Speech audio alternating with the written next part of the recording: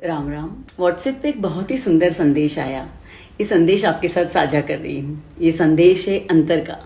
कुछ भी कर लीजिए, अंतर तो रह ही जाता है। जैसे बचपन में हम लोग जब ट्रेन की यात्रा करते थे तो देखते थे कि माँ साथ में ही टिफिन में खाना बनाकर रख लेती है। रास्ते में हम देखते थे कि ट्रेन में कुछ अमीर लोग ट्रेन की कैंटीन से खाना ऑर्डर करते हैं। हम पिताजी से पूछते थे कि हम ये खाना क्यों नहीं खा सकते।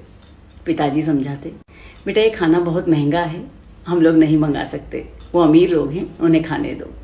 और आज जब हम देखते हैं कि हम भी वो खाना मंगा कर खा सकते हैं, तब वो अमीर लोग अपने घर से खाना लेकर आते हैं सेहत की खातिर।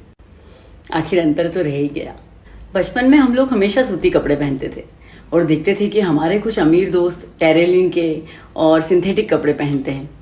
हम भी पिताजी से कहते कि हमारा भी मन होता है कभी कभी टेरेलिन के कपड़े पहनने का, लेकिन पिताजी कहते कि वो कपड़े बहुत महंगे हैं, हम नहीं खरीद सकते। और आज हम टेरेलिन के कपड़े पहनते हैं तो सूती कपड़े बहुत महंगे हो गए हैं और अब अमीर लोग सूती कपड़े पहनते हैं। फर्क तो रह ही गया, अंतर तो रह ही जाता है।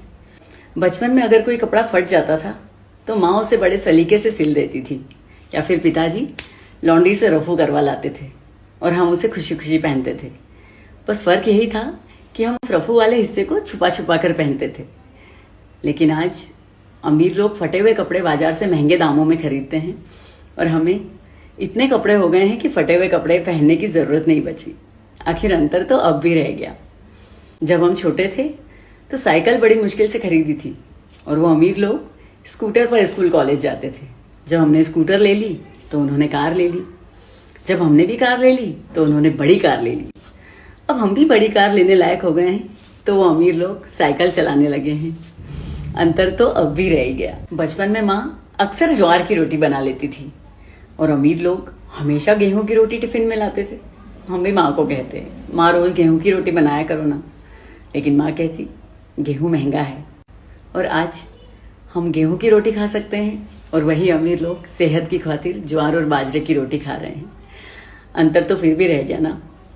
कभी भी दो व्यक्ति और परिस्थितियां एक जैसी नहीं हो सकती, इसलिए जो है जैसा है उसमें खुश रहना सीखें। कहीं ऐसा ना हो कि इस अंतर को पाटने में, दूसरों की तुलना करने में आप अपना वर्तमान भी खो दें और अपना भविष्य भी खो दें। अंतर तो सतत है, सनातन है और अंतर सर्वदा रहेगा। इसलिए जो है उसी में खुश रहना सीखें, क्योंकि खुशियों की, प्रसन्नता की कोई परिभाषा नहीं होती। यही इस संदेश का माध्यम है। प्रतीक्षा नैयर की तरफ से राम राम।